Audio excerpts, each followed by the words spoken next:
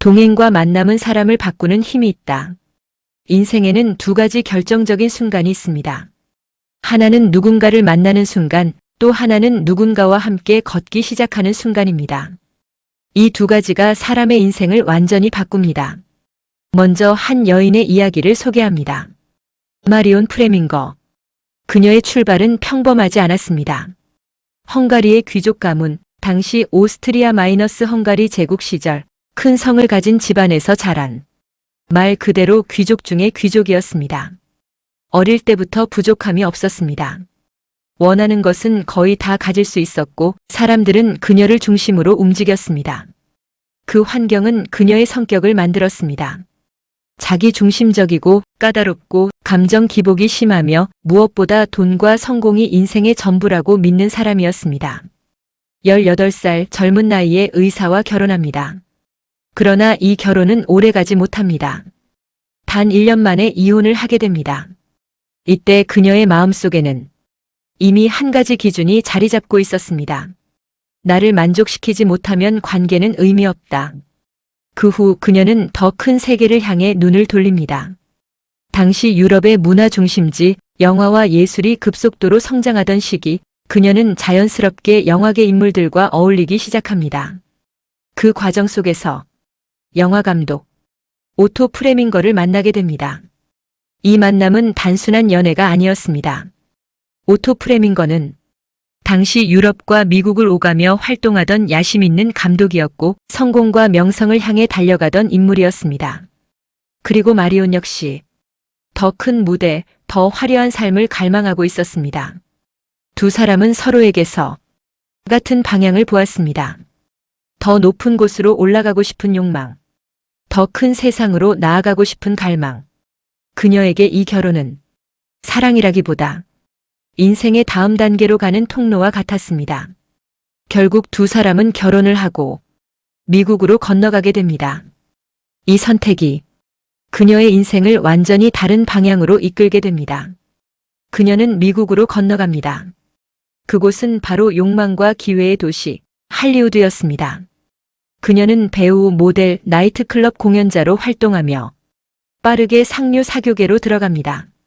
화려한 드레스, 끝없는 파티, 유명 배우들과의 교류, 그리고 그 뒤에 따라오는 술과 마약, 쾌락 중심의 살.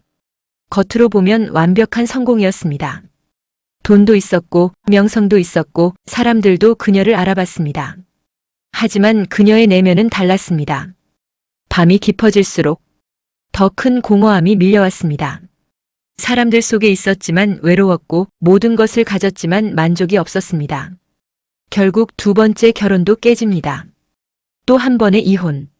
관계는 오래가지 못했고 남는 것은 허무함 뿐이었습니다. 그녀는 어느 순간 깨닫습니다. 이렇게 살면 안 된다. 그러나 방향은 보이지 않았습니다. 그래서 유럽으로 돌아옵니다. 파리 사교계. 여전히 그녀는 중심 인물이었습니다. 사람들은 그녀를 부러워했고 그녀는 여전히 화려했습니다. 하지만 중요한 것이 하나 바뀌었습니다. 겉은 여전히 화려했지만 속은 완전히 무너져 있었습니다. 그녀는 자서전에서 이렇게 표현합니다. 나는 모든 것을 원했다. 그래서 모든 것을 가졌다. 그러나 아무것도 얻지 못했다. 그 공허함이 절정에 이르렀을 때 그녀의 인생에 한 사람이 등장합니다. 바로 알베르트 슈바이처입니다. 아프리카에서 평생을 바쳐 병든 사람들을 섬기던 슈바이처 박사가 유럽에 잠시 돌아왔을 때 그를 찾아가 만납니다. 그녀는 이 만남을 자신의 자서전 내가 원하는 것은 전부다에서 이렇게 고백합니다. 내 마음에 빛이 확 들어오는 것이 느껴졌다. 그리고 자신의 인생에서 화려함을 포기하고 알베르트 슈바이처의 후원자 추종자가 되었다. 그 만남 이후 그녀의 인생은 완전히 바뀝니다. 화려한 삶을 내려놓고 아프리카 콩고 랑바레네로 가서 가장 낮은 자리에서 사람들을 섬깁니다. 나병 환자를 돌보고 아픈 사람들을 씻기고 가장 힘든 일을 스스로 맡습니다.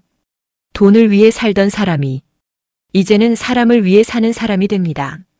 그녀는 말합니다. 세상에는 두 종류의 사람밖에 없다. 돕는 사람과 돕지 않는 사람. 그리고 플레밍거는 인생의 마지막에 이렇게 고백합니다. 그분은 나로 하여금 돕는 사람이 될 수 있도록 했다. 남을 위해 사는 삶이 이렇게 행복한 줄 몰랐다. 여기서 우리는 분명히 보게 됩니다. 만남이 사람을 바꾼다. 이제 두 번째 이야기입니다. 프랑스 화가 에밀 라누의 작품 돕는 손입니다. 작은 배 위에 어린 소녀가 있습니다. 혼자 노를 젓고 있습니다. 표정은 매우 진지합니다. 온 힘을 다해 노를 붙잡고 있습니다. 마치 이렇게 말하는 것 같습니다. 내가 이 배를 끌고 간다. 그런데 이 그림을 자세히 보면 진짜 중요한 인물은 따로 있습니다. 바로 옆에 앉아있는 할아버지입니다. 할아버지는 단순히 함께 있는 사람이 아닙니다. 배의 균형을 잡고 있고 노의 방향을 잡아주고 있으며 실제로 배를 앞으로 나아가게 하는 힘의 중심이 바로 이 할아버지에게 있습니다. 더 중요한 것은 할아버지의 태도입니다. 그는 소녀를 대신해 모든 것을 하지 않습니다. 그렇다고 손을 놓고 있는 것도 아닙니다. 조용히 함께하며 보이지 않게 힘을 보태고 소녀가 스스로 하고 있다고 느끼도록 기다려줍니다. 그의 눈빛은 다정합니다. 너 혼자가 아니다. 내가 함께 가고 있다. 그래서 이 배는 단순한 배가 아닙니다. 신뢰가 움직이는 배, 관계가 이끄는 배입니다. 어린 소녀는 자신이 배를 움직인다고 생각합니다. 그러나 실제로는 할아버지의 힘과 동행 속에서 앞으로 나아가고 있습니다. 이것이 바로 이 그림이 말하는 핵심입니다. 돕는 손은 앞에 드러나는 손이 아니라 옆에서 함께 젓는 손이다. 그래서 능력은 혼자서 생기는 것이 아니라 함께할 때 생깁니다. 이 두 이야기는 우리에게 이야기합니다. 첫 번째 마리온 프레밍거는 한 사람과의 만남으로 인생이 바뀌었고 어린 소녀는 한 사람과의 동행으로 앞으로 나아갑니다. 그래서 인생의 본질은 이것입니다. 좋은 만남이 사람을 바꾸고 보이지 않는 동행이 사람을 끝까지 가게 한다. 우리는 종종 말합니다. 내가 했다. 내가 여기까지 왔다. 그러나 사실은 그렇지 않습니다. 우리 인생의 배 뒤에는 항상 보이지 않게 함께 노를 젓는 누군가가 있습니다. 그래서 물어야 합니다. 나는 지금 누구와 함께 가고 있는가? 그리고 더 깊은 질문입니다. 나는 지금 누군가의 옆에서 조용히 노를 함께 젓는 사람이 되고 있는가? 인생은 만남으로 바뀌고 동행으로 완성됩니다. 우리가 많이 먹는 바나나에 관한 글을 보니까 바나나가 10년 내로 없어질 수 있단다. 사람들이 바나나 좋아하는데 이게 왜 없어져? 원숭이가 많아져서 그런가? 그 이유가 무엇인가? 지금 우리가 먹는 바나나는 카벤디시라는 품종이란다. 전 세계 바나나의 9,095%가 카벤디시 바나나란다. 그래서 어느 나라를 가봐도 바나나는 비슷하다. 그런데 카벤디시는 맛과 영양가에 있어서 최고는 아니다. 그럼에도 불구하고 왜 전 세계 바나나의 95%가 카벤디시가 되었을까? 이유는 특징에 있다. 카벤디시는 껍질이 단단하다. 덜 익었을 때 보면 껍질이 단단해서 때리면 아플 정도다. 그래서 이동할 때 뭉그러지지 않는다. 유통에 유리하기 때문에 사람들이 이 품종을 선택했고 결국 전 세계가 이 바나나를 먹게 된 것이다. 그런데 문제가 생겼다. 바나나 전염병이 있다. 푸사리움이라는 곰팡이 병인데 이 병에 걸리면 바나나 나무가 뿌리부터 썩어버린다. 그리고 결국 죽는다. 이 병이 전 세계를 돌고 있다. 바나나 나무마다 죽어가고 있다. 어쩌면 다음 세대에는 카벤디시를 못 먹을 수도 있다. 전염병은 무섭다. 아주 씨를 말려버릴 수 있다. 사실 이런 일은 처음이 아니다. 1950년대 이전에는 그로 미셸이라는 품종이 있었다. 그런데 이 바나나는 물컹물컹해서 오래 버티지 못하고 조금만 눌려도 다 지식여져 버렸다. 그런데 이 품종도 파나마에서 시작된 병 때문에 결국 멸종되어 버렸다. 이 역시 푸사리움 곰팡이 때문이었다. 그리고 지금 카벤디시도 변이된 곰팡이에 의해 멸종 위기에 처해 있다. 전염병이 한 번, 두 번 돌면 전멸해버릴 수 있다는 것이다. 우리는 바나나를 주식으로 먹지 않는다. 기호식품이다. 아니, 기호식품인데 바나나가 그렇게 중요하냐? 그런데 사실은 그렇지 않다. 바나나는 놀랍게도 세계 4대 곡물 중 하나다. 우리는 잘 안 먹지만 어떤 나라에서는 바나나가 주식이다. 거의 밥처럼 먹는다. 세계 식량 순위를 보면 1등이 밀, 2등이 쌀, 3등이 옥수수, 4등이 바나나다. 그래서 카벤디시가 멸종된다는 것은 단순히 과일 하나가 사라지는 문제가 아니라 식량 위기가 올 수도 있는 큰 충격이라는 것이다. 그렇다면 왜 이런 위기가 오는가? 다양성의 부재 때문이다. 하나님은 수백 가지 바나나를 주셨다. 그런데 인간이 자기 이익 때문에 하나만 남기고 나머지는 다 사라지게 만들어버렸다. 그 결과 하나가 무너지면 전부가 무너지는 위험한 구조가 되어버린 것이다. 이제 또 이야기를 하나 더 나눈다. 아주 독특한 사회 현상 중 하나로 결혼도 늘고 이혼도 늘어난다. 왜 그럴까? 사람에게는 종결 욕구라는 것이 있다. 애매모호한 것을 견디지 못하고 빨리 끝내고 싶어 하는 욕구다. 사람은 불확실성을 견디지 못한다. 모호한 상황이 계속되면 힘들고 괴롭다. 그래서 상대방이 조금 마음에 들면 그냥 결혼해버리고 조금 힘들면 에이, 뭘 생각해 하면서 이혼해버린다. 평상시에는 다르게 생각하고 결정한다. 연애할 때 보면 소위 밀당을 한다. 잡힐 듯 말 듯, 도망갈 듯 말 듯, 그 과정 속에서 즐거움과 설렘이 있다. 그런데 지진이 나고 전쟁이 나고 불안이 커지면 사람은 그 모호함을 견디지 못하게 된다. 그래서 눈이 맞으면 바로 사랑해버리고 조금 틀어지면 바로 헤어져 버린다. 그래서 결혼도 많아지고 이혼도 많아진다. 전쟁 중에 사랑이 많아지고 아이들이 많이 태어난다는 것도 같은 이유다. 오히려 불안할수록 사랑은 깊어지고 결정은 더 빨라진다. 이것이 인간의 본성이다. 그런데 중요한 것이 있다. 이처럼 모호함과 불완전함을 견디지 못하는 상황 속에서 자칫하면 종결 욕구라는 본능이 우리 인생을 지배할 수 있다. 빠르고 신속한 결정은 좋다. 그러나 그 결정이 혹시 불안을 끝내기 위한 조급한 선택은 아닌지 생각해 보아야 한다. 종결 욕구에 끌려 인생을 결정해버리면 좋은 선택이 아니라 후회할 선택이 될 수도 있다. 그러므로 돌다리도 두들기듯 신중해야 한다. 그렇다면 우리는 무엇을 깨달아야 하는가? 첫째, 다양성을 잃으면 무너진다. 바나나는 하나만 남겼기 때문에 병 하나에 무너진다. 우리 인생도 하나에만 집착하면 그것이 무너질 때 함께 무너진다. 둘째, 획일성은 안전이 아니라 위험이다.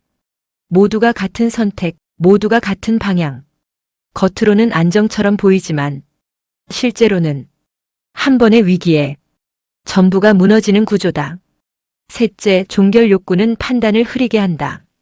불안을 끝내기 위해 내리는 결정은 옳은 결정이 아니라 빠른 결정일 뿐이다.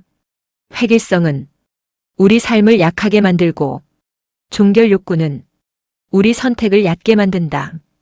그러므로 우리는 다양성을 지키고 모호함을 견디며 신중하게 결정해야 한다. 빨리 끝내려는 인생은 무너지고 다양함을 지키며 견디는 인생은 살아남는다. 지난 2021년 5월 10일 길이 923m, 폭 18.5m의 한 다리 개통식에 아프리카 5개국 정상들을 비롯한 500명의 거물급 하객들이 모였다. 도대체 이 다리가 무슨 다리이기에 개통식에 5개 나라의 정상들이 모여든 걸까? 이 다리의 이름은 카중굴라 대교. 이 카중굴라 다리는 남아프리카 물류의 대동맥같이 굉장히 중요한 역할을 하는 다리이다. 아프리카 최남단의 항구로 물건들이 들어오면 그곳에서 각 나라로 물건들을 전달을 해야 되는데 반드시 이 항구에서 강을 건너야 한다. 이 다리의 개통은 남부 아프리카의 주요 물류 병목 지점을 해소하며 영내 교역과 통합을 촉진하는 전략적 인프라로 지역 경제 연결성을 상징하는 현대 아프리카 인프라 프로젝트의 대표적 사례이다. 이 다리가 없던 시절에 잠비아와 보츠와나를 연결하는 잠베지 강을 건너려면 꼬박 2주일 이상을 기다려야 됐다. 단 2척의 배로 모든 물건을 날라야 하기 때문에 강 앞에 트럭들이 줄을 길게 서서 배가 오기를 1-2 주고 하염없이 기다려야만 했다. 더 이상 안 되겠다 싶었던 인근 나라들이 결국 이 문제를 해결하기 위해 주변 나라들이 결단을 하였다.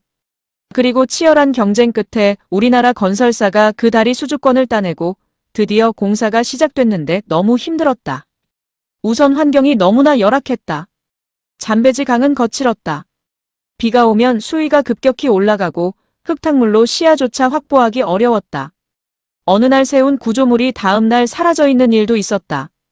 현지 아프리카 사람들에게 건설 기술을 하나하나 가르치는 일이 너무 힘들었다. 언어도 문화도 달랐고 무엇보다 아프리카 사람들의 텃세로 인해 동양의 한국 사람들이 가서 건설하는 일이 굉장히 힘들었다.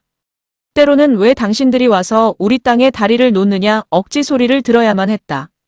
보이지 않는 벽이 있었다. 공사는 계속 지연되고 예산 압박은 커지고 변수는 끊임없이 발생했다. 오죽하면 중간에 포기하는 게 낫겠다 이렇게 회의도 몇 번이고 들곤 했었다. 그런데 결국 그런 모든 어려움들을 버티면서 6년 반 만에 이 다리를 개통했다. 어떻게 그 힘든 상황에서 이 다리를 이렇게 멋있게 개통할 수 있었는가? 물음에 건설사 책임자가 인터뷰에서 이런 말을 했다. 대한민국 건설사라는 자부심 하나로 마이너스 대한민국의 건설 분야나 특히 도로를 깔고 다리 놓는 토목기술 이런 분야는 세계에서 단연 최고다. 이건 선진국들도 다 인정하는 바이다. 아마 이분들도 우리가 대한민국을 대표하는 건설사인데 여기서 포기하면 우리나라 이미지가 어떻게 될까? 이런 생각 때문에 자부심 하나로 견뎠다. 그래서 정말 최선을 다했더니 1만 시간. 무제해라는 기록도 세우고 사람들은 이 다리를 카중굴라의 기적이라 부른다.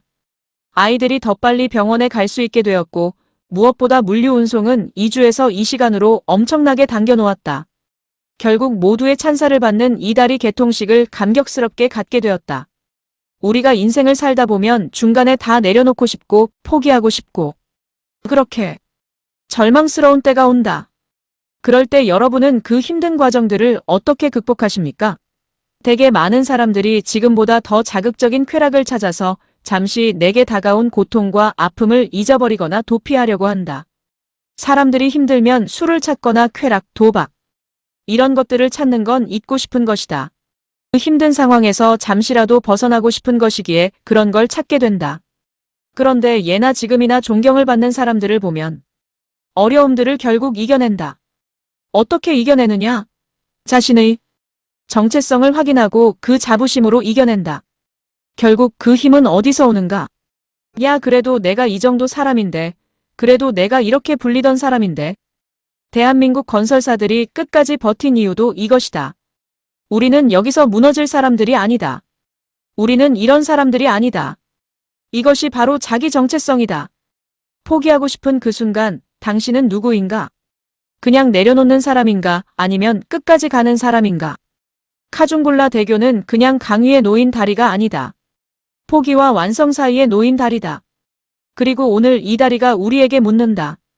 당신은 어디까지 버틸 것인가? 19세기 프랑스 남부에 루이 브라유라는 한 평범한 소년이 있었다. 그런데 루이가 3살 때 하루는 뾰족한 송곳을 가지고 놀다가 송곳의 파편이 왼쪽 눈에 튀면서 한쪽 눈의 시력을 잃게 된다. 그런데 그 이후에 감염으로 고치지 못하고 오른쪽 눈까지 멀게 되면서 평범하게 살아가던 한 인생이 후천적 시각장애인이 되고 만다. 이런 아들을 바라보는 부모의 마음은 너무 아프고 속상했다. 이제 이 아이가 어떻게 살아야 할까? 그의 부모는 포기하지 않고 어떡하든 자식을 잘 살게 해주려고 부단히 노력을 한다. 이 아이의 장점이 뭘까? 이 아이가 잘하는 게 뭘까? 평생 어떻게 살게 해줄까? 끊임없이 고민을 하고 애썼다. 그 과정에서 마을의 신부님을 통해 이 아이가 제법 지혜롭고 똑똑하다는 사실을 알게 된다. 루이의 아버지는 왕궁까지 찾아가는 수고를 마다하지 않으며 아들을 왕립 맹인 학교에 들여보내게 된다. 그곳에서 루이는 자신의 특별한 재능을 드러낸다. 선생님들의 수업 내용을 거의 통째로 외우는 뛰어난 집중력과 기억력을 보였고 곧 학교의 최고 우등생이 되었다. 그렇게 수업을 듣던 어느 날 선생님이 군대 암호 책의 이야기를 들려주었고 루이는 번뜩이는 생각으로 이 군대의 암호를 가지고 나처럼 앞을 보지 못하는 맹인들의 문자를 만들면 되겠다는 생각을 품게 된다. 그는 곧 연구를 시작했다. 그리고 3년의 노력 끝에 6개의 볼록 한 점 알파벳을 표시하는 문자를 만들어냈다. 이게 바로 점자이다. 하지만 이 위대한 발명은 처음부터 환영받은 것은 아니었다. 특히 당시의 맹아학교의 교장은 루이가 만든 점자를 대놓고 반대하고 탄압을 했다. 이때 한 교사가 이 점자를 공개적으로 지지해주면서 교장과 단판을 맞서 싸웠다. 그 덕에 루이의 점자는 공식적으로 세상에 발표할 수 있게 되었다. 그리고 지금까지 수많은 맹인들에게 한 줄기 빛을 전해주는 위대한 인물이 되었다. 루이라는 이 사람이 위대한 인물이 되는 과정을 보면 세상 전체가 그를 환영해주고 그를 도와준 것은 아니다. 어릴 때는 그의 부모가 그리고 모두가 외면하는 그때 한 성직자의 도움으로 또 그가 만든 점자가 세상의 빛을 보지 못할 때는 한 사람의 교사가 그의 편이 되고 그를 지지해준 덕분에 세상의 빛이 될 수 있었다. 우리는 세상에 살면서 될 수만 있다면 많은 사람의 지지를 받고 많은 사람의 도움을 받아야 행복하고 성공할 수 있다고 생각한다. 하지만 앞에서 이야기한 것처럼 실제로 주변에 많은 사람의 도움이 있지 않는다고 해서 세상을 못 사는 것은 아니다. 실제로 한두 사람의 영향으로 내 인생 또는 세상이 변화될 때가 많다. 우리가 생각하는 것보다 실제로 한 사람의 영향력은 크다. 어머니 한 사람이 어떻게 사느냐에 따라 자식들의 운명이 결정되기도 하고 아무리 가난하고 비천한 인생에 놓여도 아버지가 어떤 마음을 먹느냐에 따라 그 가정의 운명이 달라지기도 한다. 나 하나 때문에 우리 가정이 잘 될 수도 있고 나 하나 때문에 우리 가정이나 내가 속한 공동체가 어려움을 당할 수도 있다. 나는 어떤 사람인가? 내가 있는 자리에서 어떤 사람인가? 나 하나 때문에 우리 가정 또는 내가 속한 그곳이 잘 되는 나인가? 아니면 나 하나 때문에 모두를 힘들게 하거나 고통을 주는 사람은 아닌가? 우리는 보통 주변을 이롭게 해준 좋은 영향을 선한 영향력이라고 한다. 루이 브라운은 선한 영향력의 사람이다. 본인이 시각장애인으로 살았던 사람이지만 그의 점자는 전 세계 수많은 시각장애인들의 눈이 되었다. 그들에게 교육의 기회를 제공하고 책을 통해 새로운 지식을 얻게 해주는 필수적인 수단이 되었다. 헬렌 켈러는 루이 브라유가 발명한 점자를 시각장애인을 위한 지식의 빛이자 새로운 세상을 여는 열쇠로 높이 평가했다. 한 사람의 힘을 가볍게 보지 말라. 많은 사람이 아니어도 괜찮다. 단 한 사람의 사랑과 지지는 한 인생을 바꾸고 그 한 인생은 결국 세상을 바꾸는 빛이 된다. 그리고 그 한 사람이 바로 당신일 수 있다. 평남 평원군 순안의 가난한 농가에서 태어난 백사겸은 태어날 때부터 순탄하지 않은 삶을 살았습니다. 2살 때 아버지를 잃으며 집안은 기울기 시작했고 9살에는 열병으로 시력을 잃고 맙니다. 그로부터 1년 뒤 어머니마저 세상을 떠나면서 형과 함께 완전히 고아가 됩니다. 형제는 길거리에서 구걸하며 겨우 생명을 이어갔고 그렇게 2년이 흘렀습니다. 성인이 된 형이 남의 집 머슴으로 들어가게 되면서 백사겸은 더 이상 형의 도움을 받을 수 없게 됩니다. 그는 스스로 살아갈 길을 찾아야 했습니다. 당시 맹인이 할 수 있는 거의 유일한 직업은 복술, 즉 점을 치는 일이었습니다. 형은 동생에게 학비를 대줄 테니 점수를 배우라고 권했고 다행히 마음씨 좋은 복술가가 형제의 사정을 듣고 학비를 절반으로 깎아주었습니다. 백사겸은 4년 동안 점수를 배우며 놀라운 실력을 갖추게 되었고 결국 스승을 능가하는 수준에 이르게 됩니다. 스승에게 산통과 죽장을 물려받은 그는 고향을 떠나 평양으로 가서 대동강변에서 점을 치기 시작했습니다. 그는 눈치가 빠르고 말솜씨가 뛰어나 금세 사람들의 마음을 사로잡았고 손님들이 몰려들었습니다. 이후 서울, 이천, 원주를 거쳐 서울 근교 고양읍에 정착하게 됩니다. 그곳에서 약 20년 가까이 점을 치며 살면서 그는 고양읍 백장님이라 불리는 유명한 점술가가 되었습니다. 양반집에서 가마를 보내 초청할 정도였고 결혼도 하여 자식도 낳고 많은 재산을 모으며 안정된 삶을 살게 됩니다. 그러나 그의 마음은 점점 무거워졌습니다. 자신이 하는 일이 결국 사람들의 불안을 이용해 속이는 일이라는 사실 때문이었습니다. 더욱이 시대는 혼란스러웠습니다. 탐과 놀이의 횡포와 밀란, 불안한 사회 속에서 고통받는 백성들이 자신의 미래를 묻기 위해 찾아오는데 그는 그들을 속이며 돈을 벌고 있었습니다. 그는 깊은 고민에 빠졌습니다. 나는 지금 무엇을 하고 있는가? 결국 그는 참된 도를 찾기로 결심합니다. 매일 새벽 일찍 일어나 몸을 정결히 하고 제단 앞에 무릎을 꿇고 기도했습니다. 하늘의 일월성신이여, 이 혼란한 세상을 평안케 하소서. 이렇게 10년 넘게 기도했지만 아무 응답이 없었습니다. 그래서 그는 마지막 결단으로 100일 작정 기도를 시작합니다. 매일 저녁 별이 뜰 때부터 새벽 별이 질 때까지 밤을 새워 경을 외우며 기도했습니다. 그렇게 100일이 끝나는 마지막 날 아침 한 사람이 찾아왔습니다. 그는 짐을 풀더니 빨간 표지의 책 한 권을 건넸습니다. 이것은 예수 믿는 도리를 적은 전도지입니다. 그 사람은 성경과 전도지를 팔며 다니던 매서인이었습니다. 백사겸은 예수라는 말을 듣는 순간 거부감이 들었습니다. 서양 종교라 여겼기 때문입니다. 하지만 체면상 거절하지 못하고 책을 받아들었는데 마치 손에 독한 벌레가 닿은 듯 섬뜩한 느낌이 들었다고 합니다. 읽을 생각도 하지 않고 아내에게 던져버렸습니다. 100일 기도가 헛수고였구나. 그의 마음은 더 깊은 절망으로 빠져들었습니다. 그러던 어느 날 그는 꿈을 꾸게 됩니다. 꿈속에서 그는 두 눈을 뜬 채 하늘나라로 올라갔고 그곳에서 한 존재가 은으로 만든 산통을 주며 말했습니다. 나는 예수다. 이것은 의의 산통이다. 꿈에서 깨어났지만 마음은 더욱 혼란스러웠습니다. 얼마 후 장인이 찾아왔습니다. 장인은 그 빨간 책을 다시 꺼내 아내에게 읽어보라고 했습니다. 인가기도라는 책이었습니다. 내용은 우상을 섬기고 남을 속이며 살던 사람이 예수를 믿고 새 사람이 되어 가정을 회복하는 이야기였습니다. 건너방에서 아내가 읽는 소리를 듣던 백사겸은 어느 순간 깨닫습니다. 저 사람이 바로 나다. 그의 눈에서 눈물이 쏟아졌습니다. 마음 깊은 곳에서 뜨거운 감동이 올라왔습니다. 그는 결단합니다. 꿈에서 받은 산통이 바로 이 말씀이구나.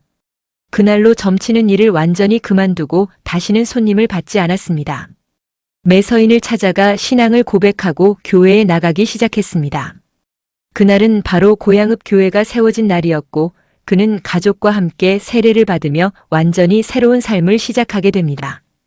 이후 그의 삶은 완전히 달라졌습니다. 점술에 사용하던 모든 도구를 버렸고 그동안 속여 모은 재산을 정리했습니다. 그 금액이 무려 3,000냥이었습니다. 그 돈을 어떻게 할지 기도하던 중 강도를 만나 모두 빼앗기게 됩니다. 그는 이렇게 고백합니다. 불의한 방법으로 모은 재물을 불의한 방법으로 거두어 가시는구나. 그는 남은 집마저 어려운 친구에게 주고 빈손으로 길을 떠나 복음을 전하기 시작했습니다. 그래서 사람들은 그를 조선의 삭개오라고 불렀습니다. 처음에는 백장님이 미쳤다. 는 소문이 돌았지만 시간이 지나자 백장님이 완전히 새 사람이 되었다. 는 소문으로 바뀌었습니다. 그는 전국을 다니며 전도했고 타고난 말솜씨로 사람들을 울리고 웃기며 복음을 전했습니다. 그를 통해 수많은 사람이 변화되었고 개성 남부교회, 장단읍교회 등 여러 교회가 세워졌습니다. 그리고 그의 믿음은 한 사건을 통해 더욱 분명히 드러납니다. 평안북도 정주의 한 가난한 시골 교회가 부흥하게 되어 예배당을 넓혀야 했습니다. 그러나 교인들은 대부분 가난한 농민들이라 건축은 거의 불가능해 보였습니다. 그때 백사겸 집사가 있었습니다. 그는 돈이 없어 헌금 대신 기도로만 돕고 있었습니다. 그러던 어느 날 기도 중 이런 음성을 듣습니다. 없는 돈을 내려 하지 말고 있는 것을 내라. 그는 그 뜻을 깨닫고 감사 기도를 드린 뒤 자신의 전 재산이었던 논 3마지기를 팔아 건축헌금으로 드렸습니다. 사람들은 그를 비난했습니다. 제 주제도 모르고 이제 머슴살이 하게 생겼네. 심지어 선교사도 그를 불러 물었습니다. 후회되지 않습니까? 그의 대답은 단호했습니다. 전능하신 하나님이 우리 가족을 굶겨 죽게 하시겠습니까? 저는 조금도 후회하지 않습니다. 이 믿음은 결국 인정받게 되었고 그는 교회에서 사찰 집사로 섬기게 되었으며 그의 아들은 학교에서 공부할 기회를 얻게 됩니다. 백사겸의 인생은 완전히 뒤집힌 이야기입니다. 거지에서 명복가로, 명복가에서 회개한 사람으로, 그리고 모든 것을 내려놓고 복음을 전하는 전도자로 변화된 삶입니다. 그의 이야기는 분명하게 말해줍니다. 참된 진리를 만나면 사람의 인생은 근본부터 완전히 바뀐다. 인생을 살리고 죽이는 좋은 지혜 집중력과 좋은 질문. 1878년 미국 버지니아의 산속. 앤드로 캠벨과 그의 친구들은 평범한 산행을 하고 있었습니다. 그날도 특별할 것 없는 하루였습니다. 그 길은 이미 수많은 사람들이 오르내렸던 길이었고 누구도 특별한 것을 발견하지 못했던 곳이었습니다. 그런데 캠벨의 발걸음이 멈췄습니다. 작은 구멍 하나, 그리고 그 구멍에서 흘러나오는 차갑고 맑은 공기. 보통 사람이라면 그냥 지나쳤을 것입니다. 바람이 나오네, 신기하네 하고 끝났을 것입니다. 하지만 캠벨은 달랐습니다. 그는 그 현상에 집중했고 그 순간 이렇게 질문했습니다. 왜 여기서 바람이 나오는 거지? 이 질문 하나가 행동을 만들었습니다. 그는 친구들과 함께 가지고 있던 도구로 땅을 파기 시작합니다. 잠깐 해보다 포기할 수도 있었지만 그들은 무려 4시간 동안이나 계속 파내려갔습니다. 그리고 마침내 그들 앞에 상상도 못한 세계가 열렸습니다. 바로 쉐난도 국립공원에 위치한 루레이 동굴입니다. 이 동굴은 이후 전문 탐사팀에 의해 본격적으로 연구되었고 지금은 세계에서 가장 아름다운 석회암 동굴 중 하나로 불립니다. 여기서 중요한 사실이 있습니다. 그곳을 지나간 사람은 수없이 많았습니다. 하지만 그 바람에 멈춘 사람은 캠벨뿐이었습니다. 차이는 단 하나였습니다. 집중과 질문. 이제 시대를 넘어 또 한 사람을 소개합니다.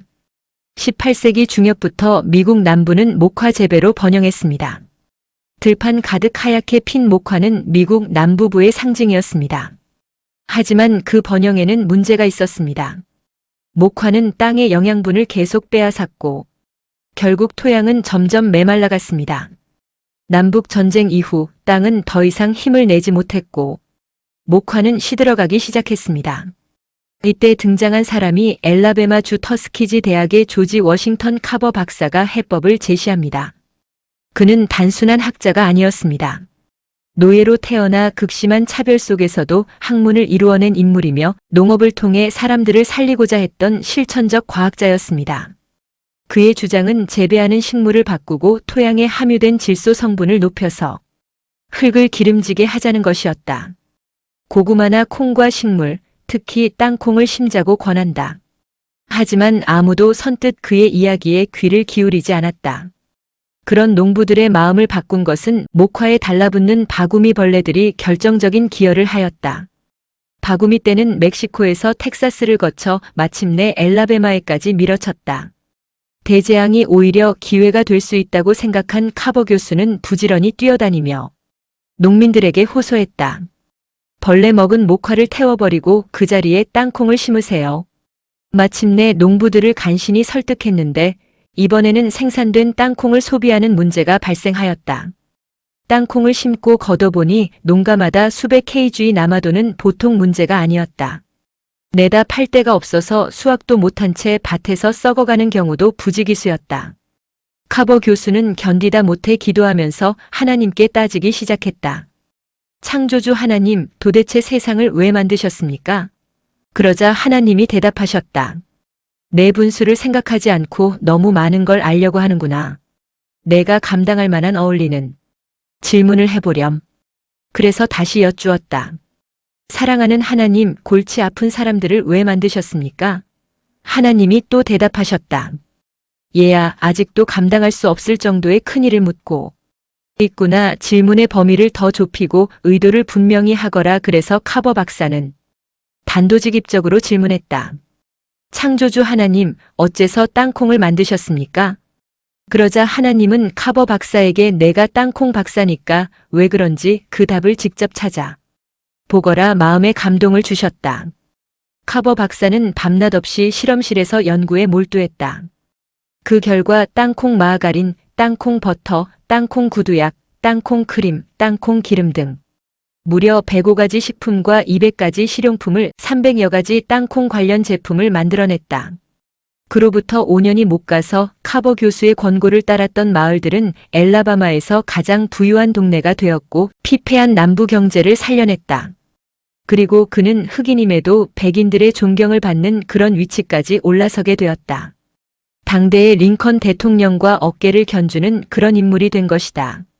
하지만 카버 박사는 링컨처럼 정치가 무엇인지 전쟁이 무엇인지는 몰랐다. 하지만 그는 땅콩은 알았다. 그리고 그 한 가지의 세계 최고가 되므로 그것에서 자신의 소명을 발견하고 최선을 다함으로 그는 자신은 물론 수많은 사람에게 유익을 끼치는 그런 인물이 된 것이다. 앤드루 캠벨 그리고 카버 박사 두 사람은 전혀 다른 시대, 다른 환경에 있었지만 결정적인 공통점이 있습니다. 캠벨은 작은 바람을 놓치지 않았다. 카버는 작은 질문을 놓치지 않았다. 그리고 둘 다 그것에 집중했습니다. 인생은 거대한 기회로 바뀌지 않습니다. 대부분 아주 작고 사소한 신호로 시작됩니다. 그냥 지나치면 아무 일도 일어나지 않습니다. 멈추고 질문하면 인생이 열립니다. 캠벨에게는 바람이었고 카버에게는 땅콩이었습니다. 그리고 오늘 우리에게도 있습니다. 지금도 우리 삶에서도 설명할 수 없는 수많은 바람이 불고 있습니다. 문제는 이것입니다. 그 바람을 느끼고도 그냥 지나칠 것인가 아니면 멈추어 질문할 것인가. 좋은 질문은 길을 열고 집중은 그 길을 끝까지 가게 합니다. 결국 인생을 살리는 지혜는 하나입니다. 작은 것에 집중하고 정확한 질문을 던지는 것. 지금 당신 앞에 있는 작은 신호를 절대 가볍게 보지 마십시오.